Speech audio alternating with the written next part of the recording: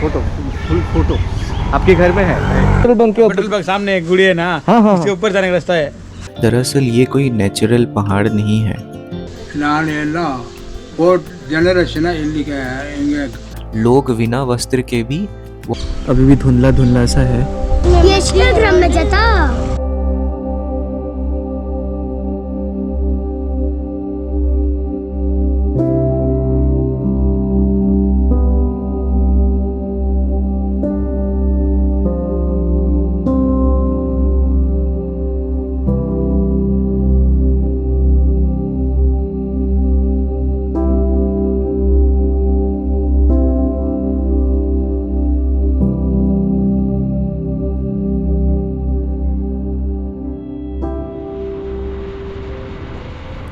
अस्सलामुअलैकुम, good morning everyone, नमस्ते, सत श्री अकाल। आप सभी को मेरे इस चैनल में स्वागत है। Welcome back to another episode of Maddy road riders. I hope आप सभी ठीक हैं और मेरा पिछला एपिसोड भी आपने देखा है जहां मैं एक टाउन के बारे में ज़िक्र करता हूं, तो उस टाउन को हम आज विज़िट करेंगे हमारे इस एपिसोड में। और हम यहाँ रुक के एक कप चाय पिए दिन की शुरुआत करने के लिए, और फिर यहाँ से हम आगे की ओर बढ़ रहे हैं। तो आप लोग बने रहिए हमारे जर्नी में।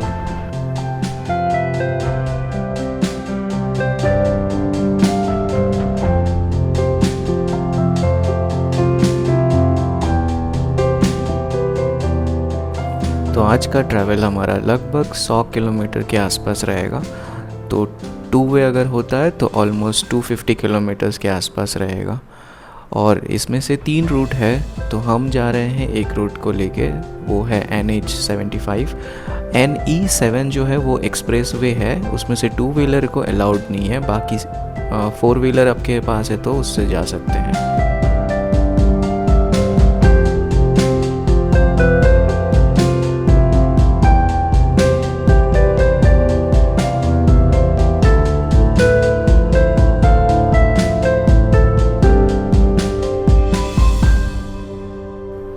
मैंने पहले सोचा था कि नाइट फ्यूरी को लेके आऊँ, बट ये इतना पैचेस देखने के बाद और तो रोड कंस्ट्रक्शन देखने के बाद मैं अच्छा डिसाइड किया कि मैं अपना नाइट फ्यूरी मतलब हायाबूसा को लेके नहीं आया।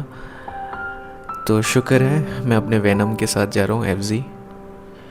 ये जो राइट हैंड साइड में प्रॉपर्टी दिख रहा है, दिखने में तो अच्छा दिख रहा है, एसन सिटी। आई थिंक ये प्लॉट शायद बेचने के लिए है, इंडिविजुअल प्लॉट्स या विला बनाएंगे शायद पता नहीं। एसन सिटी क्या है मैंने देखा नहीं है।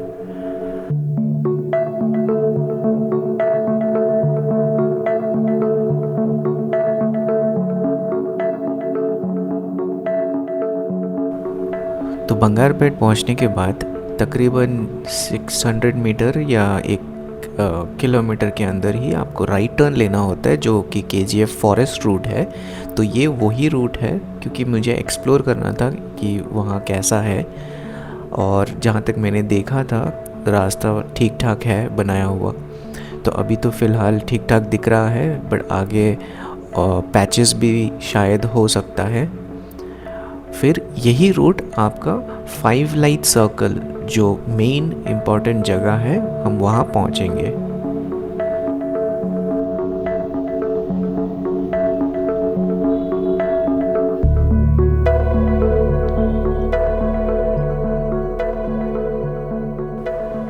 अगर आपको KGF की कहानी सुनानी हो तो इससे बेहतर जगह कोई और नहीं।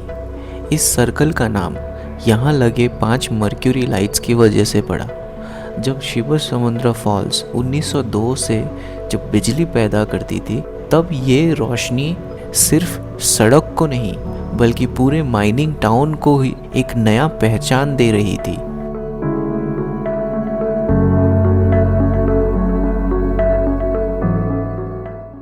और आज इसी सर्कल के बीच एक माइनर की मूर्ति, जैसे आप देख पा रहे हैं, लगा है, और ये उन हजारों मजदूरों को समर्पित किया गया है जो यहाँ काम करते थे।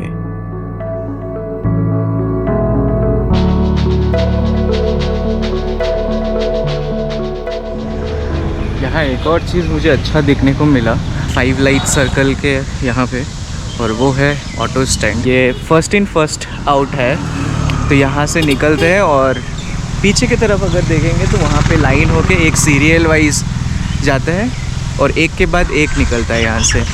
आपके पास पुराना भी वो है फोटो, फुल फोटो आपके घर में है? अच्छा, बड़ा एल्बम है। पुराने जो फ़ोटोज़ वगैरह है वो देखेंगे, क्या है हिस्ट्री उसके बारे में भी जानेंगे और दिखाएंगे आप लोगों को। तो आपका नाम भैया? मेरे तो बाबू भैया से मिलके अच्छा लगा, तो हम इनसे वापस मिलेंगे और इनका फ़ोटो एल्बम वो जो है वो पूरा देखेंगे।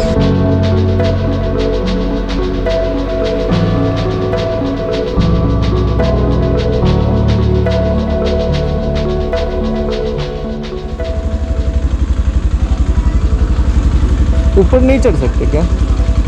एंट्री क्लोज आ।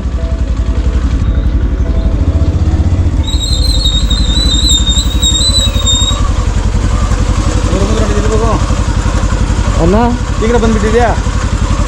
ಹಿಂದಿ इंग्लिश मलयालम हिंदी इधर से आया? नहीं, वो बेंगलोर से आया। हाँ, ऊपर चढ़ने का भी बंद हो गया क्या? ऊपर चढ़ने का रास्ता इधर है, इधर नहीं। वो जो मूर्ति है लक्ष्मी, सॉरी लक्ष्मी मूर्ति नहीं, पेट्रोल पंप है ना। हाँ, पेट्रोल पंप के पेट्रोल ऊपर। पंप सामने एक गुड़ी है ना, हाँ। इसके ऊपर जाने का रास्ता है, गाड़ी छोड़ने का रास्ता है इधर। अच्छा, वो ऊपर। गाड़ी ऊपर नहीं उठने का, चलने के जाना। ऊपर आएगा तो क्या मालूम है, हाँ। तो सीधा उरियम हाँ हाँ, उरियम जाको सैंट लेना ना, फाइलेट्स राइट लेको उधर आना, ऊपर आए तो गाड़ी लेके गाड़ी लेके, कार भी लेके आया, वही सारा रास्ता है। ओरियम के उस तरफ से। अरे नहीं तो इधर चले जा, स्ट्रेट जाको, हाँ। फर्स्ट रोड जाता नहीं, हाँ, अशोक नगर रोड है, वो स्ट्रेट जा, सीधा जाको, किसी भी पूछो बोलता है नहीं, ओके ऊपर जाता गाड़ी जाता। ठीक है। इधर से स्ट्रेट चले जा सकते ना? Circle circle. तर लेफ्ट, ओके, राइट ना, सर्कल तर लेफ्ट, स्ट्रेट एक ही रोड गए तो जरा सामने गए तो किसी से पूछो बोलता है नहीं, सैंट का ऊपर जाने का रास्ता बोलो, सैंट नाड। ठीक है। हाँ, tea coffee tea. Thank you. Okay, नहीं। Good name? Abduraf Mahendran. Nice to meet you. Bye. Nice to meet you sir.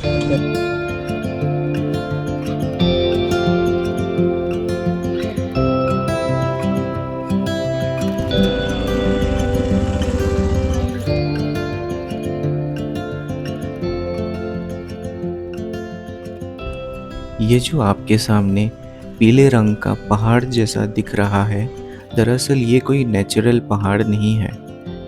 ये वो पहाड़ है जो गोल्ड एक्सट्रैक्शन के बाद जो वेस्टेज मटेरियल होता था उसको इकट्ठा यहाँ होते होते ये विशाल पहाड़ जैसा बन चुका। तो जैसे कि आप लोग जानते हैं, यहाँ पे अभी कोई काम चलता नहीं। ये गोल्ड माइनिंग 2001 में बंद कर दिया गया है। तो आप लोग देख सकते हैं ये अभी फ़िलहाल डंपिंग ग्राउंड जैसा बन गया है। आगे का पता नहीं यहाँ क्या किया जाएगा, या हिस्टोरिकल हेरिटेज की तरह इसको प्रिजर्व किया जाएगा, तो उसका भी कोई इन्फॉर्मेशन मुझे दिखा नहीं। बट हाँ, फिलहाल ऐसा ही दिख रहा है कुछ मंजर।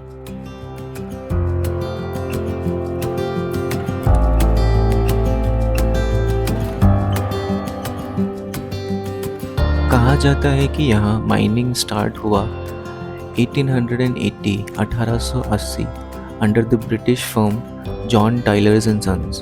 तो धीरे धीरे पूरा एरिया एक माइनिंग टाउनशिप बन गया।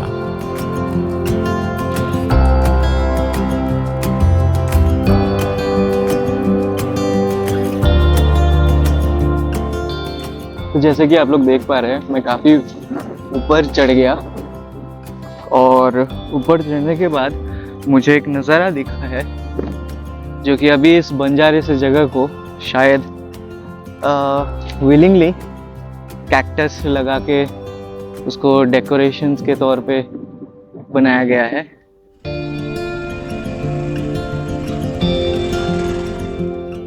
ये एक एंट्री पॉइंट है जहाँ स्टोन क्रशर लोकेटेड है। अब सवाल ये है, ज़मीन से सोना निकाला कैसे जाता था और स्पेशली पत्थर में से कैसे निकाला जाता था? तो चलिए हम उसको भी आगे दिखाते हैं।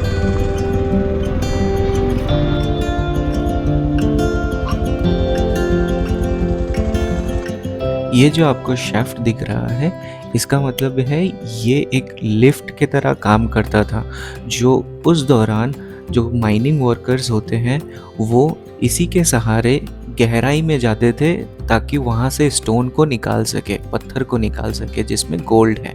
और इसका गहराई तकरीबन 10,000 फीट से भी ज़्यादा, यानी 3 किलोमीटर से भी ज़्यादा इसका गहराई था।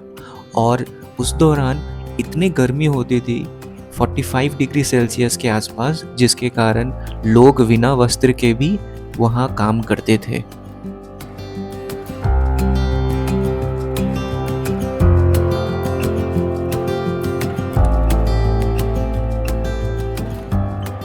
नीचे की गहराई से बड़े बड़े पत्थरों को शेफ्ट के थ्रू ऊपर सरफेस पर लाया जाता था। फिर उन टुकड़ों को कन्वेयर बेल्ट के जरिए अलग प्रोसेस तक पहुंचाया जाता था और उसके साथ इन्हें पानी में मिलाकर बड़े बड़े मशीनों में ग्राइंडिंग किया जाता था। इस प्रोसेस में कुछ सोना अलग हो जाते थे और बाकी बचा उसमें केमिकल मिला के उसको एक्सट्रैक्ट किया जाता था।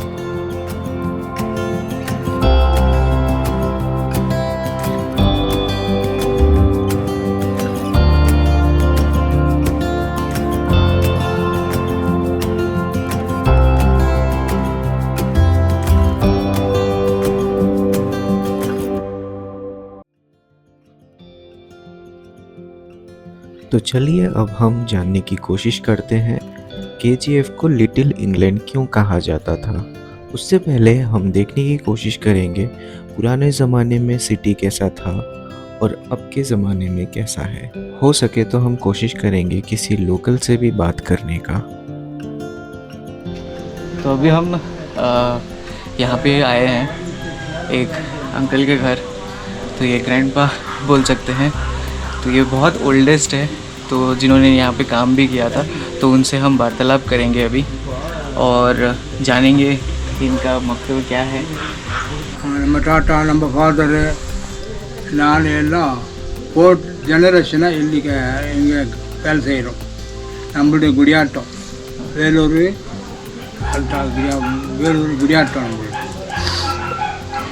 நம்மளுடைய 40 வருஷம் இந்த மைன்ஸில் நாங்கள் சர்வீஸ். 100 வருஷம் நம்ம டாட்டா, நம்ம அப்பா, நான். இப்போ நம்ம பசங்களுக்கு வேலை இல்லை. 2001 க்ளோஸ் பண்ணிட்டாங்க மைன்ஸ். 2001 மார்ச் க்ளோஸ் பண்ணிட்டாங்க. பிரிட்டிஷ் காலத்துலாம் சின்ன வீடு அப்படியே தட்டி வீடுனா மூங்கில் சைஸு தட்டி. வெள்ளைக்கார காலத்தில் தட்டி வீடு, தட்டினா அந்த மூங்கிலெல்லாம் இல்லையா, அதில் பாயை மாதிரி பின்னிட்டு அந்த வீடு அப்போ அப்படியே போயிருக்குது வீடு. இது வாடகை முதல்ல பிரிட்டிஷ்காரங்க காலத்தில் 75 பைசா இது இந்த வீடு. அப்போ சின்ன சின்ன வீடு. இதை எக்ஸ்டெண்ட் பண்ணிட்டு நம்ம அது 3 ரூம் தான்.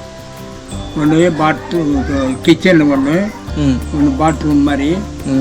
லெட்டின்லாம் கிடையாது, சும்மா சாமான கழுவுற குளிக்கிறதுக்கு அந்த ரூமு. பெட்ரூம் ஒரு ரூம். 3 ரூம் தான். 75 பைசா. அப்புறம் அவங்க போன பிற்பாடு கொஞ்சம் 7,000 ரூபா பண்ணாங்க, 750 பண்ணாங்க. இப்போ 100 ருபீஸுக்கு 100 ருபீஸ் கட்டணும். இப்போ நாங்கள் கட்டுறதுக்கு முடியலை. சாப்பிட்டு எல்லாம் பெங்களூருக்கு வேலைக்கு போகிறாங்க. எந்த சாப்பிடு இப்போ மேனேஜ்மெண்ட்டு சொல்லிக்கிறான் இன்றைக்கி 25,000 அன்றைக்கி வந்துக்கிட்டு கட்டணும் பில்லுன்னு. எல்லாம் வீடெல்லாம் ஓட்டல் எப்படி வித்தியா சாப்பிட்றதே கஷ்டம். ரேஷன் அரிசி சாப்பிட்றோம்.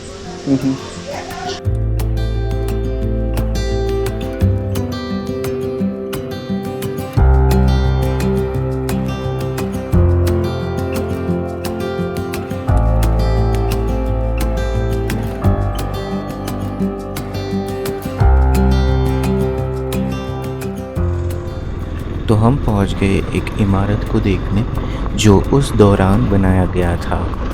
तो अभी जो आप मेरे पीछे बिल्डिंग देख रहे हैं, दरअसल वो जॉन टाइलर एंड सन्स जो माइनिंग में काम करते थे, तो वो मेंशन है। ये बिल्डिंग एक्चुअली उनका घर था जॉन टाइलर का, तो वो यहाँ रहते थे। अभी जैसे कि आपको दिख रहा होगा कि ये ऑलमोस्ट भूत बंगला जैसा हो गया है, बट टूटे हुए सारे चीज़ें दिख रहे हैं। और आपको जैसे कि यहाँ से दिख रहा होगा कि उस टाइम का इमारत कितने सख्ती से, कितने मोटे करके बनाया जाता था। ऊपर इसके सीलिंग्स वगैरह कैसे डिज़ाइंस किए गए थे। और फिर अगर आप ध्यान से यहाँ देखें तो ये पत्थर के ब्लॉक्स हैं, एकदम डायरेक्ट पत्थर के ब्लॉक्स। ऐसा नहीं कि जो आज के ज़माने में ट्रेडिशनली यूज़ होता है वैसा ब्लॉक नहीं है, ये डायरेक्ट पत्थर का ब्लॉक है, पूरा काट के बनाया गया है ब्रिक के जैसा। थोड़ा सा डरावना भी दिख रहा है, पता नहीं क्या टूट के गिर जाए, बट ये उनका मेंशन था। तो अंग्रेज़ों के ज़माने में जैसे यहाँ से गाड़ी आए, एक साइड से ऐसे गाड़ी आए, अंदर रुके और फिर उस तरफ से ऐसे बाहर निकल के चले गए। तो हो सकता है ये जो बीच का पोर्शन आपको दिख रहा है, तो ये बीच का पोर्शन शायद एक गार्डन के जैसे बनाया गया था, क्योंकि उस तरफ से भी मुझे रास्ता दिख रहा है और फिर इस तरफ से भी मुझे रास्ता दिख रहा है जो कि एक ही रोड को कनेक्ट करता है। तो वो आपने मूवीज़ में भी देखा होगा कि एक साइड से गाड़ी आते हैं, दूसरी साइड से निकलते, तो वो उसी तरह से डिज़ाइन बनाया गया है इस चीज़ को।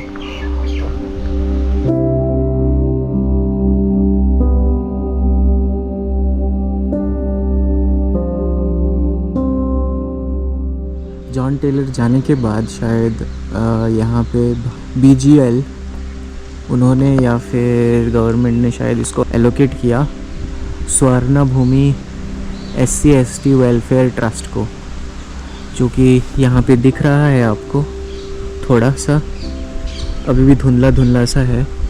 तो शायद उसका ऑफिस या फिर कुछ बैठाया गया था यहाँ पे।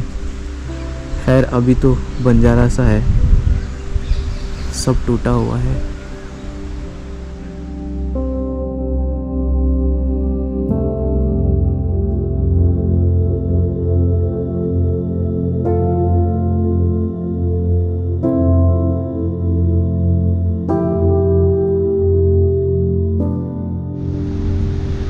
तो इतना बड़ा माइनिंग को चलाने के लिए मज़दूरों को ट्रेनिंग का भी ज़रूरत पड़ता था, तो फिर इंजीनियर्स भी चाहिए था।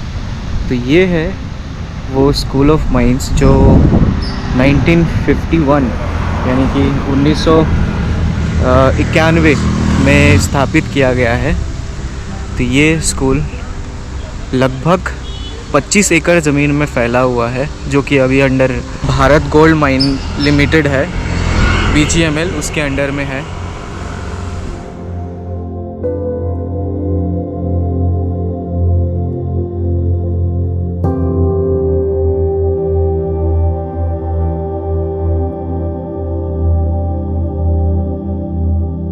यहाँ हर धर्म के लोग रहते थे। ईसाई के लिए चर्चेस, हिंदुओं के लिए मंदिर और मुसलमानों के लिए मस्जिद। तो ये सब यहाँ देखने को मिलेगा।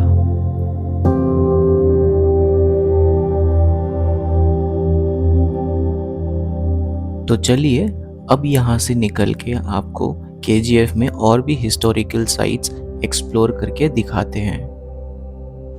आपका नाम क्या है अंकल? अब्दुरफ। अब्दुल्ला लिखो है इसमें। ये इंस्टाग्राम में जाता, ये इंस्टाग्राम में जाता। हाँ, इंस्टाग्राम यूट्यूब सब में जाता, सब में जाता। तुम लोग सब यूट्यूब में आ जाओगे, ठीक है? चलो bye bye bye bye bye bye. हाँ हाँ, हैंडशेक हैंडशेक, चलो हैंडशेक दे दो, चलो। अल्लाह हाफिज सबको, अल्लाह हाफिज।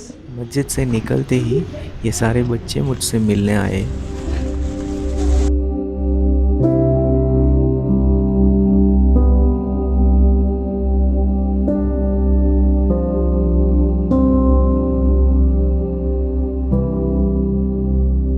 ये जो चर्च है पहले सेंट मैरीज चर्च के नाम से जाना जाता था।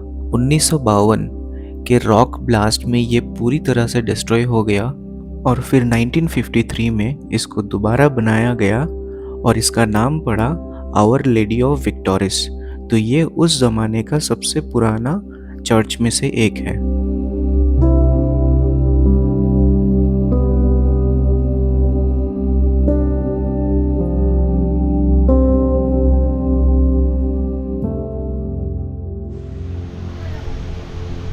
यहाँ दूसरा शाफ्ट है और वो है उस तरफ। ये बहुत ब्राइटनेस के लिए दिख नहीं रहा है बट वहाँ पे है। और इस तरफ आपका है national institute of rock mechanics. तो बेसिकली यहाँ पे माइनिंग से रिलेटेड वो सारे इंस्टीट्यूट है, वो सिखाया जाता है।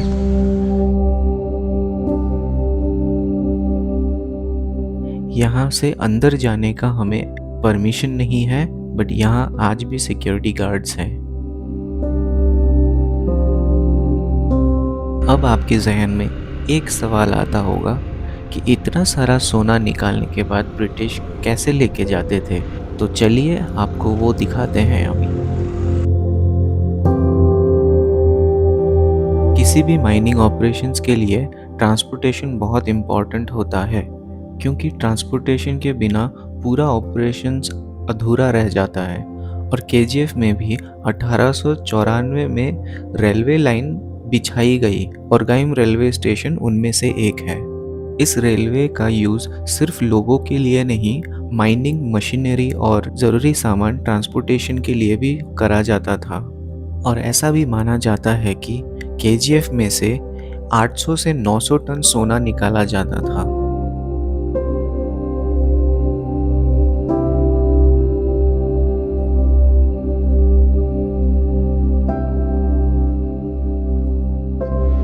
ये वाला पोर्शन शायद नया बनाया गया है और आपको अगर इस तरफ देखें पुराने कंस्ट्रक्शन जैसे दिख रहे हैं ये आज भी।